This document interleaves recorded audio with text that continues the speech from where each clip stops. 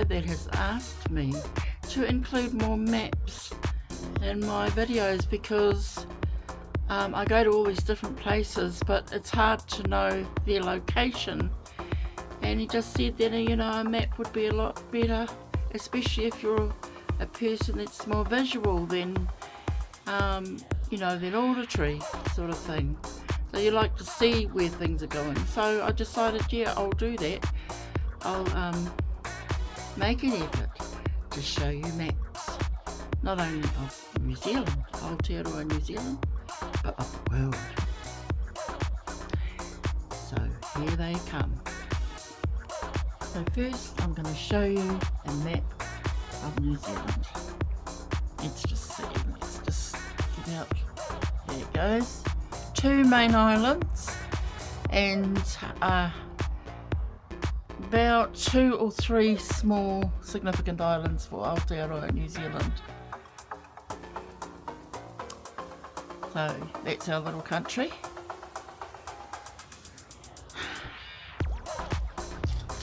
Now, going up the island, we have what the Māori call te hiku o te ika,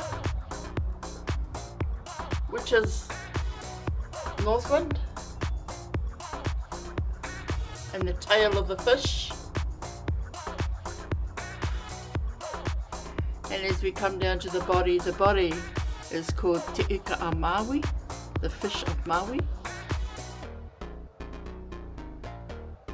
Come down the bottom, it's called te upoko o te ika, the head of the fish. Then we come further down to te waiponamu, or te waka a Maui.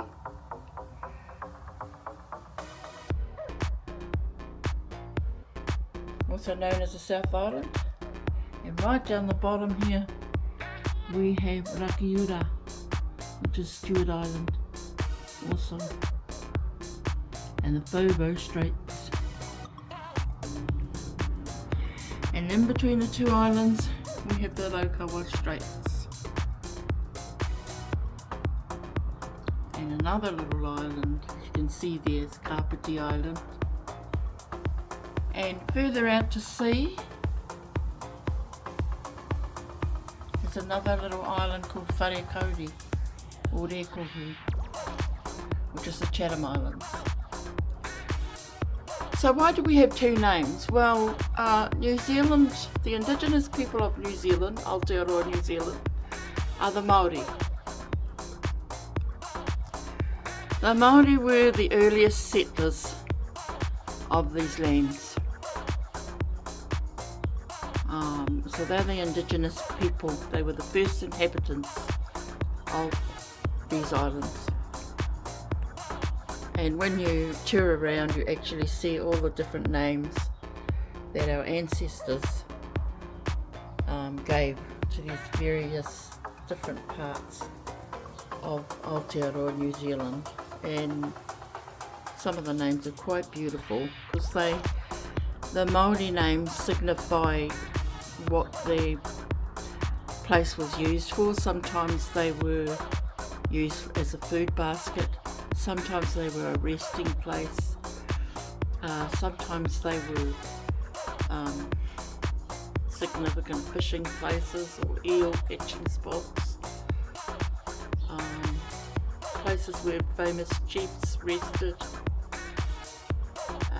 Yeah, they all have significance, all of the names.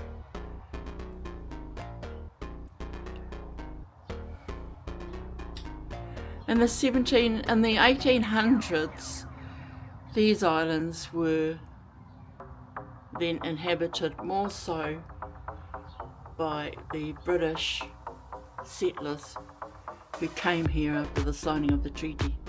Hence we have 2 names for different things. Because actually the descendants of the Crown, the British settlers that came here, and the Māori inhabitants that were already here, we signed a treaty called the Treaty of Waitangi, and it is a very significant charter foundation charter of this country.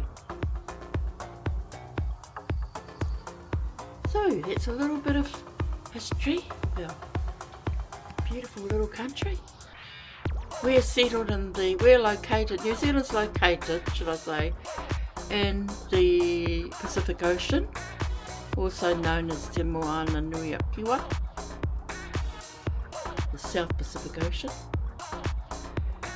And we're also flanked by the Tasman Sea, which lies between us and Australia. And right down the bottom we have the Southern Ocean.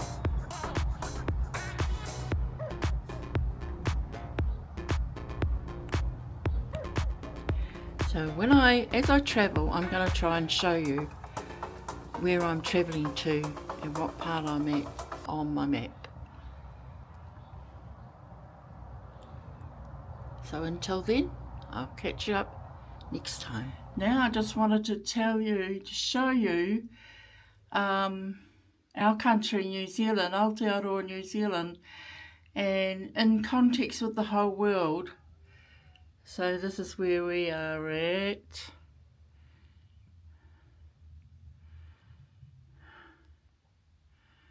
So here is up this way is Europe, the UK, Russia, China,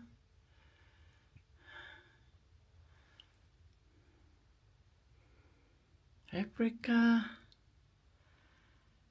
Australia, and go over here, South America, the United States of America, Canada, and fantastic other countries. And this is little old New Zealand right here.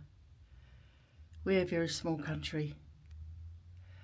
So here we are in one of the most southernmost countries on the planet, Aotearoa, New Zealand. And yeah, sitting in Te Moana Nui a Kiwa in the South Pacific. So here's Australia, and New Zealand is not a part of Australia, but like Australia, we are a member of the Commonwealth. And when I was a young woman, 1920, I travelled a lot, and I travelled overseas, and I travelled over to the UK. And I lived for 2 years in London, travelling across through to Europe, the Middle East. I've been to Russia, India, and I came back, and on my way back home I lived for a little while in Australia, in Perth and Melbourne, and I worked on the trains. It was great fun. But now in New Zealand, I'm retired.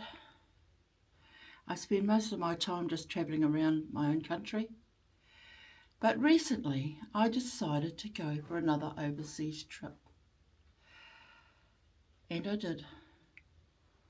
I travelled overseas, all the way to the United States of America, to a place called Albuquerque.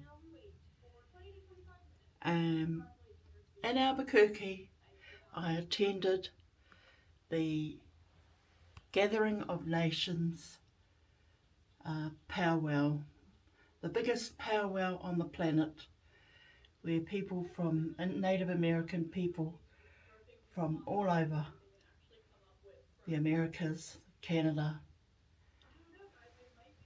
North America, all converged in a little place called Albuquerque in New Mexico. And when I went there, I was honoured and privileged really to be able to go to that. It was a self-funded trip and I planned it myself. I got no help financially or tourist-wise because I made sure to have a lot of preparation before I left New Zealand. So from New Zealand to Albuquerque, it's about 15 hours flight, and you travel through different time zones as well, which is really a new an experience that I wasn't used to as well. So in New Zealand we have a tradition sort of going on our big OEs, and OE means overseas experience, because as you can see we are pretty far away from everybody else in the world. You know, we're this little wee country down here on the bottom of the planet, and so when we travel it's a big deal because we've got to travel lots of miles.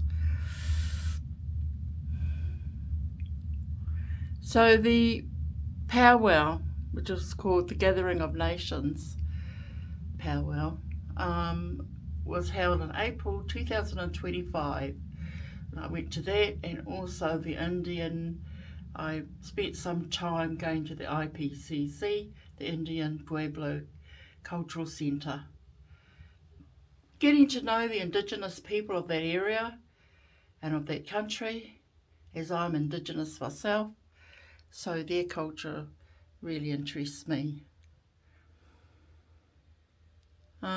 So yes, I hope that you're able to come and look at my videos that I made of my trip, my big OE. They come under Mem's Journeys, my big OE, and it's on that playlist that I show you my trip to Albuquerque.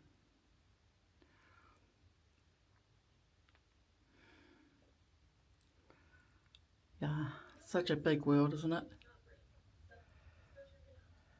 So that's me. So whatever you do when you get out there, only leave your footprints. Ngā mihi.